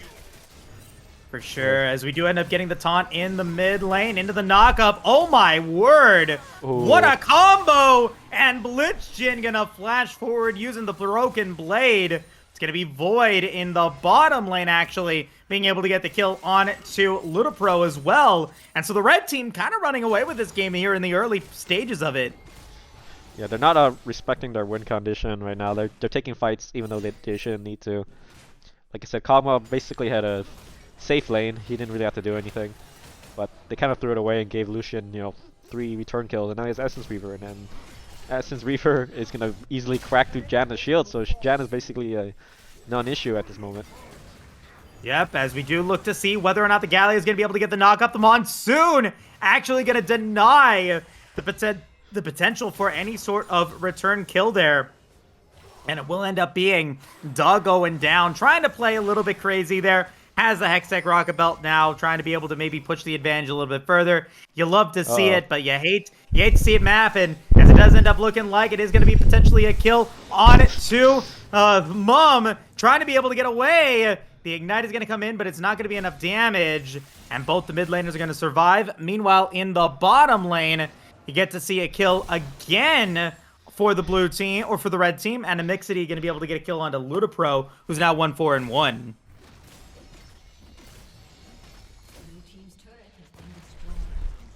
Yeah, it's tough. So I feel for Lune, because I feel like he thought he was in the driver's seat, but now he's playing autopilot. Most ADCs do this after their first deaths. They don't really respect the value of being alive, so they just continue to put themselves in a terrible position and get themselves killed. This is the season 11's not my meta. I'm just gonna go AFK now and not care about my score anymore. And right now, it's looking like at a minute 40 or 1-4-1, even in CS. But a 4-2-4 Lucian, gold lead wise, is up by about 2,000 gold right now. That's a pretty substantial lead for Animixity here in the bottom lane. And shout out to Void Ruler, 2-0-6 already has the Shurelya's Blattle Song to be able to get that extra movement speed, so he's able to land those stuns a little bit better. And I love to see all of this bottom lane pressure coming in, successful for the red team, and already things are looking really, really good for them. They're going to be able to really pressure out the blue team moving into the 15-20 minute mark. Maybe they go in for an engage here. Not yet, though, as we do get to see maybe something happen. And Blitzjin's going to get the stun on to Dragon Rider. Will pop the ultimate into the Paranoia, the Wombo combo. Trying to make it happen. but not enough damage as the Unstoppable Force lands onto the Riven. What a play coming through from Dragon Rider. He does end up making it a 1-for-1 with Lahafake going down. Gonna end up falling a little bit behind in terms of power there, and not being able to get that kill, as it does end up being a bad back coming in. Cosmic Radiance is gonna come through to be able to keep him alive. That's a big cooldown, not gonna be available for the red team. But Yeah, still, at the end of the day, the stun's gonna come in as we get the flash from Void Ruler. Oh my goodness. No one's taking any care for these summer spells. Let's just use them anyways. Nuggy's trying to be able to get the kill. It's gonna be Void trying to stun and get away. What a game. I think if they picked off Taric there, they could grab this third dragon, which is what they're trying to do. Because dragon is coming up in 30 seconds, so having priority, vision priority, really sets up a good gank, because obviously that comp, XZ Wolves comp wants to, have vision first and jump on them. But if you black out the map, then that's the first step they can achieve, and they'll have a hard time getting onto the next phase of their game plan. For sure. Now, okay, level 11 for the Kha'Zix. Kha'Zix does end up picking up the empowered spikes and the empowered Q. Nope, gonna be just fine. Never mind. Crisis averted. Mountain Drake is gonna be on the table now. The red team is gonna be immediately there. They do not want to let the blue team stack up. Does look like they will be able to make that happen, as we do get a little bit of a potential scuttle or a scuffle coming through. Maybe. No, Dragon Rider just going to continue to push forward in the top lane. Not going to use his teleport just yet, and the red team will be able to take a very easy Mountain Drake here. Teleport going to be way late, and they're not going to get anything out of this one unless Dragon Rider is able to find a really good Unstoppable Force. The red team takes this for free and gets the teleport out of Dragon Rider with no consequence. Yeah, couldn't even grab the turret for himself. This is kind of that tier 4 shock calling that we kind of alluded to. They're always like 10 seconds too late. They don't understand how fast Nocturne can solo these dragons. Like, Nocturne doesn't really need the help of Lucian and Galio, so like having Galio and Lucian there just demonstrating themselves. Oh, but as I say that, they're gonna overextend and try to grab this Rift Herald as well, but they jump on Kha'Zix. Kha'Zix survives this. Galio's gonna go down. Ooh, a lot of damage coming through as the Aura does end up picking up the kill. Paranoia's going to come through as we do end up getting the hero's entrance. The stun is not going to land. Cosmic Radiance is not ready for the Taric just yet, as we do get a little bit of damage. The Nocturne barely able to survive, using the fear to be able to get away from the Kha'Zix there. But that charm is going to land onto the Lucian, and it will be at an Exceed getting shut down. And it will end up being, I think, the blue team stealing it away. Nope. It will be the Riven being able to get that kill. And unfortunately, despite all of the objective control that the red team was able to get, the blue team will pick up the ace. Triple kill for Chips Ahoy, ya boy.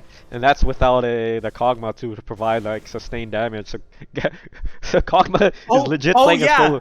Kog'Maw's legit playing a solo kill game. Like, it's dope. My team is doing shit without me. That means I can just solo farm and wait until level 18, and then that's when I'll help out, guys.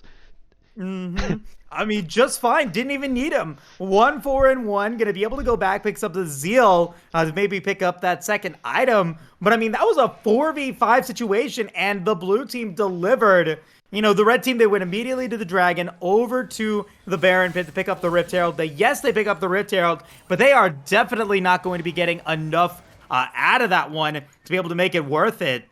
No, I don't think so. The best they can probably do is grab this outer mid turret, which will open up more windows for Nocturne to gank. But aside from that, like, Nocturne's efficiency and or efficacy in killing is not as high as it once was. Like, you saw him ulting and then he didn't get a single kill. Galio basically died on arrival.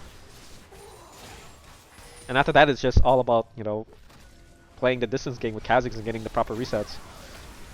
Yep, and you said it correctly as well. I mean, the Kog'Maw wasn't even there. Like, that was just a good 4v5 for the blue team, as it does end up looking like Void Ruler will go down.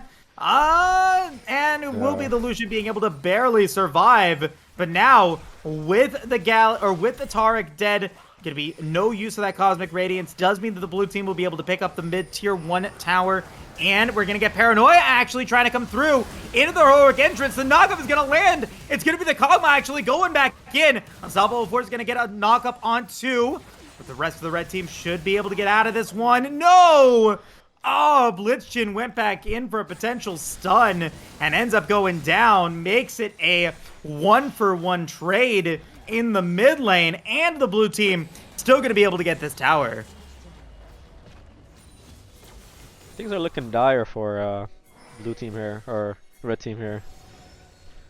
The Ahri is like hurting a lot, and Galio is not building MR, he's just building full damage. But if they can convert the kill here and can grab Baron, but no, they pick off Nocturne immediately.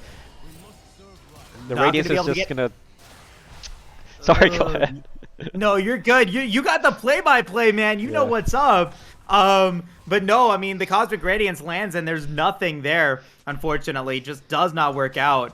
And so the red team ends up getting nothing out of that play. And now maybe the blue team is really back into this game. They might be able to get this third dragon here in just a moment.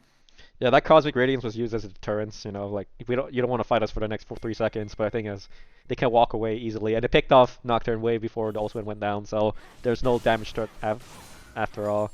Especially with Lucian going Bloodline, like yeah, it's not a wrong item, but the thing is you don't do any damage, and then the other person that you need to rely on damage is not doing it, so there's a lot of pressure on red side's damage dealers.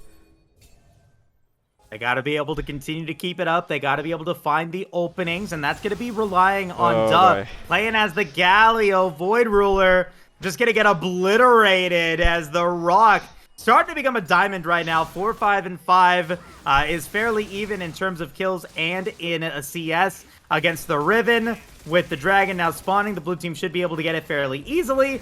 And with the Rift Herald getting spawned in the mid lane, the red team is very much content with just letting it go. They're going to be looking to potentially go for a potential double tower and a kill maybe onto the Ahri. But no, the Paranoia just a little bit too late there. Yes, they get the other inner tower, but they don't get the kill on to the Ahri, and now they're looking to be able to escape. Are they going to be able to get out of this one? A lot of damage already onto Ludapro. Ludapro will go down as the Unstoppable Force lands immediately onto the Lucian. There's going to be the knockup coming in from the Galio in just a moment, but it's not going to be enough, and it will end up being a godlike Kha'Zix, but 2 kills. The Galio going to get the shutdown onto the Kha'Zix, and it will end up being the Riven getting the kill onto the Malphite as well. Makes it a 3-for-1. Make it a 3-for-2 as the Riven ends up going in for no reason and going down. Unfortunate in that play, but still a 3-for-2 for the red team. For no reason, you say? No reason. You got nothing out of it. Just no for the reason lulz. at all. Yeah, just for the lulz, he says. I'm gonna bring attention to, you know, as an ADC main, just look at Lud's ward item. Like all you have to do is easily switch over to Blue Trinket, and then you wouldn't have died there. and you can't be face checking either, too. Like not in this economy. Not in this economy. Speaking of low numbers, speaking of low stonks, shout out to Lud's 6 vision score right now. Not really dropping those warding totems anyways. 7 vision score for Blitzchin, which is not too much better. Maybe if he had that vision down, he wouldn't have gone in a 2v1 against the Janna and died there. But no insight, no vision, and gonna end up going down. The kill wise though, it's 20-19, 43,000 gold to 41 in favor of the red team. Next big objective that's going to be available is going to be the Baron at the moment, with the Mountain Soul spawn, or the Mountain Soul point potentially for the red team or the blue team spawning in about 3 minutes as well.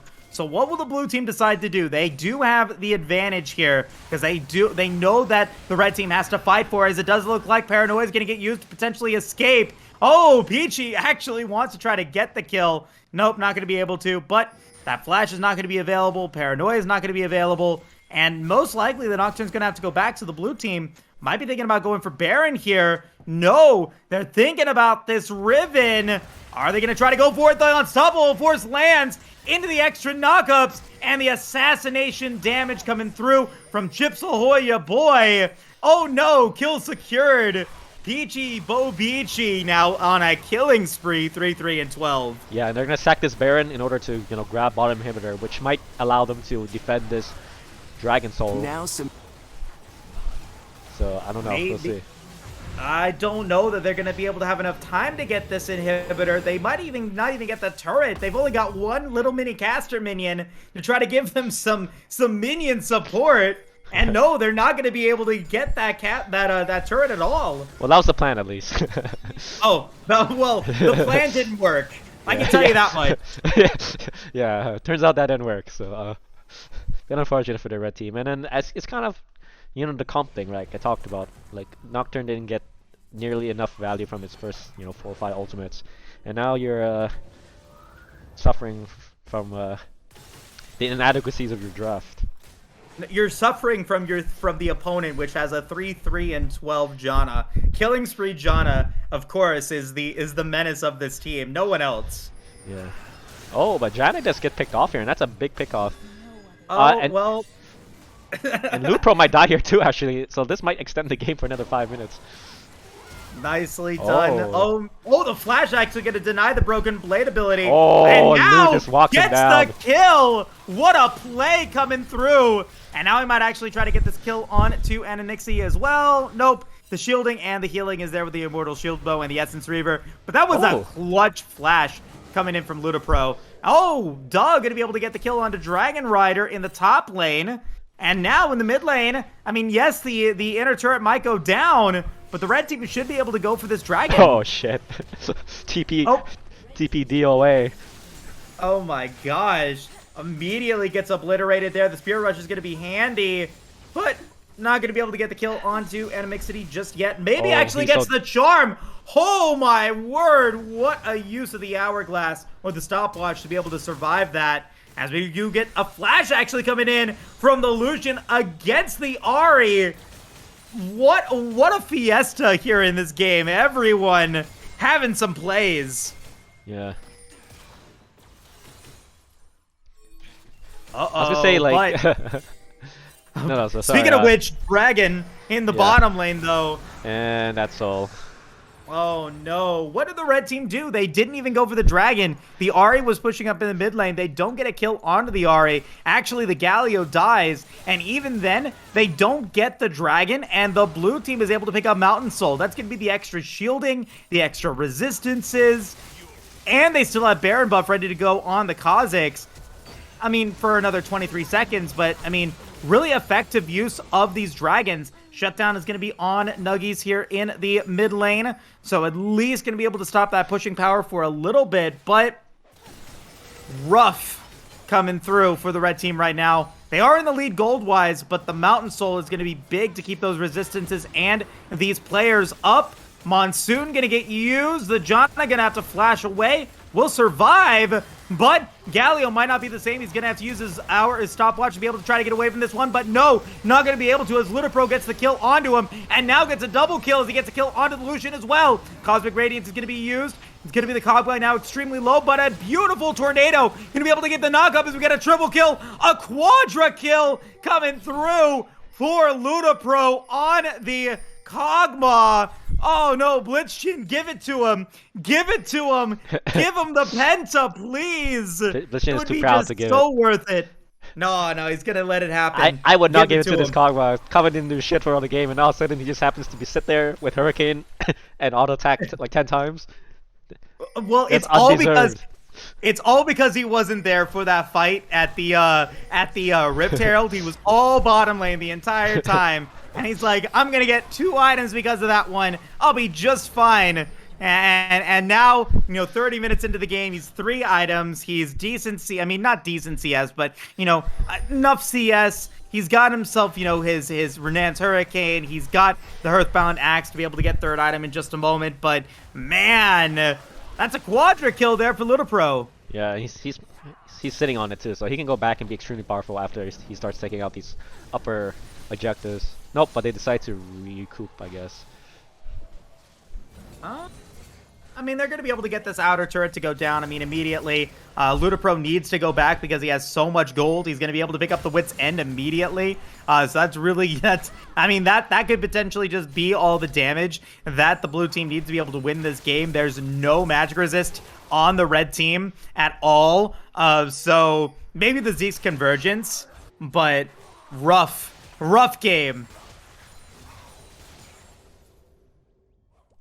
Rough game for the red team. I mean, they were somewhat in control early on. Void Ruler was, had 2 kills and had 0 deaths. So now he's 2-4-10. The Riven was fine, but I mean, like I was saying in that other game, Riven has a ticking time bomb. Once you get to 30 minutes, the game becomes extremely not fun for any Riven player. So I don't know. If the blue team is going to be able to just close this out immediately, or will we see the red team be able to make a comeback? We're going to find out maybe very soon with this Baron getting spawned in about 20 seconds. Yeah, I mean, they have everything is in their driver's seats. They have enough, thanks to the Dragon Soul, they have just enough to survive, the all-in, thanks to the Dragon Soul. So all they need to do is, bush cheese and start any fight, as long as it doesn't involve Kog'Maw getting pushed on first. Uh-oh, and it does look like we might be seeing the fight here. We got the 5-man death squad coming through. Dragon Rider is in the area. He does have the Unstoppable Force ready to go. With Da already using that teleport, gets nothing out of that and is going to be seen. So the blue team does disengage. The charm does not land, so we're going to get a little bit of a reprieve for a second for the red team. They're going to try to be able to continue to keep it going, though. Will the blue team find the fight? They're looking for a charm. They're looking for an Unstoppable Force. They're looking for the initiation just yet. The Riven is over on the top side. We got Paranoia ready to go for the Nocturne if he wants to decide to go for it, but it is going to be the Riven maybe caught out as we do get the Paranoia getting used into the Cosmic Radiance, but the Cosmic Radiance, what a Cosmic Radiance! Gonna get all 5 members of the red team to keep him alive for the time being. Kog'Maw will go down, but the Ahri is gonna get the kill onto the Riven. The Malphite's gonna get the kill onto the Tark, and now the Malphite is dead. Kha'Zix is gonna get a kill onto the Nocturne, and the Lucian is dead meat. 4 members of the red team now dead. Duh is just saying, what happened here in this game? And the blue team gonna be pushing forward to maybe close it out. Yeah, it's to be expected with a comp like this, even though the gold is relatively even, the comp does not allow them to have any comeback mechanic. And yeah, Galio, even though he went full AP, he dies immediately to any AD. So that's kind of what you saw there. Yeah, and so unfortunately, the quadra kill, or not the quadra kill, but just the solo lane farm coming through from Ludipro is going to be enough for him to carry into a quadra kill to help win the game. Chips ahoy, ya boy, 10-2-9, and some decent Unstoppable Forces coming through from Dragon Rider 29. I mean, this was a game that the blue team had in their pockets, and they were able to deliver here in this one. Congratulations to them. Yeah, I'm proud of Dragon Rider for having such a rough early game, but he knew what he had to do, because he is a veteran of the SDC, so he knows what it's like to play in the the lower. He knows how to play. He knows how to play in the weak side, so he was always, Gotcha. He was used to getting bombarded all the time, and I'm proud of Monkey doing his best and applying himself. A bit unfortunate by Void Ruler, he started off 2-0 and whatever, and then unfortunately 5 deaths in a row, getting caught. Unfortunately, Ahri, like I said, Ahri is such a good catcher. If you're trying to ward without having any priority, then you're gonna get picked off.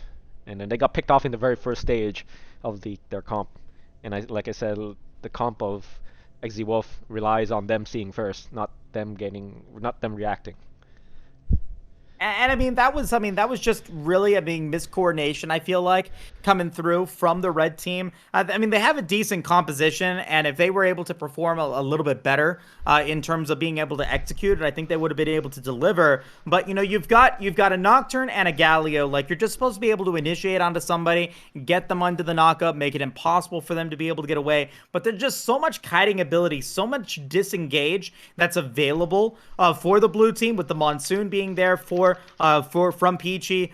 You've got the Kha'Zix that's going to be able to leap away. The Ahri has the Spirit Rush. I mean, in a pinch, the Malphite has a Seismic Charge to get the movement speed and the Unstoppable Force to be able to get away. The only real target that is always going to be available to potentially get ganked on is going to be the Kog'Maw. But I mean, that wasn't really ever going to be a factor. They never really had that opportunity to be able to make that happen. And so it doesn't end up working out. I mean, the Taric was cool. It's always fun to see Taric. It's always fun to see Taric be able to get those multi-man size or cosmic radiances. But even then, in that last fight, okay, you have 3 seconds of invulnerability. You just don't have enough damage to back up. After that, the blue team just able to survive that initial onslaught and take the win. Yep. And yeah, due to this BR starting a bit late, I think we're just gonna call it a day today, and set 3 will be played off stream. I don't want to hold you up till 10 p.m. Moose. So right, yeah. These players that would have loved to have had a game casted because so they've blame... always been late. Yeah. They couldn't get another one, but I mean, it's all good. It's all good. I had a ton of fun being able to cast for you guys today. I hope you guys appreciated my casting as well. I mean, shout out to you as well. I mean, you were doing great. We were kind of over each other's toes trying to be able to do the play-by-play because there was just so much action going on. But it was really good, man. I thank you so much for having me. No, absolutely. I'm very happy about how today went, and I'm glad that I'm glad that we cast it as well as I thought it was gonna go because of how under the weather I am and stuff like that. So I really appreciate you holding the fort. Similar with Sid when he casts for me, he holds the fort due to my inadequacies. So much love, and like I said, everyone, if you guys like his casting, say thanks and let me know because he might be a staple for us coming the regular season. And you guys like this quality casting, then make your voices heard. So make your voices heard. If you guys want to, I do have a Twitter. You guys can follow me at Mr. Moosecasts. If you guys want to, I mean, it's no obligation, nothing like that. I just do it for the love of the game. That's what's up. You enjoy League of Legends. I enjoy shoutcasting, and so it works out really well for me. But yeah, like you were saying, this is gonna be the end of the broadcast. It's been a ton of fun here, STC League, the Tier 4 qualifying Battle Royale Gulag matchups coming through. It was a ton of fun as always to be able to cast some League of Legends game, but we're going to be letting the game go. And so on behalf of everyone here at the SDC, thank you guys all so much for watching. Have a great night, everyone, and we'll see you guys next time.